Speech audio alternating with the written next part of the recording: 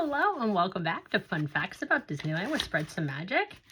We are on Still Things Around Sleeping Beauty Castle. The first is a pine tree planted near Sleeping Beauty Castle honors Imagineer Herb Ryman. One of the prime artists and designers of Disneyland, Herb had kept a dying tree near his bed as his health waned and joked that he'd try to live longer than the tree. When Herb died, the tree was brought to Disneyland and planted near Snow White Wishing Well in his honor. The original Ryman tree has since died out, but each time the one planted in his honor dies, it is replaced by a new one. Furthermore, an unheralded tree in Frontierland has an equally interesting story. The large tree in front of the River Bell Terrace has a section of oil pipeline entangled in its root system. The rubber tree, a gift to Disneyland by a large oil company, had grown roots around a thin, oil-carrying pipe in its original home. The pipeline was temporarily shut down to remove the tree, but the section of pipe could not be removed without destroying the root structure, so the pipe was left intact when the tree was located to Disneyland.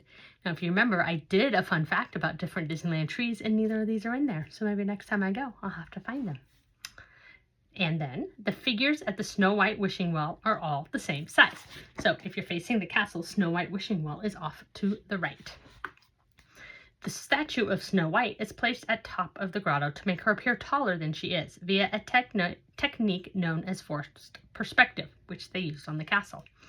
The statues of Snow White and the Seven Dwarfs were rumored to be created in Italy by sculptor Leonida Parma and given to Walt as a gift, who promptly found a home for them in Disneyland.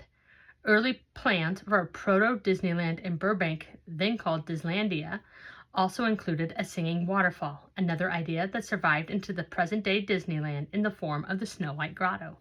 Furthermore, officials at the Oriental Land Company, which owns Tokyo Disneyland, insisted on a Snow White Grotto that resembled Disneyland's own down to the last detail.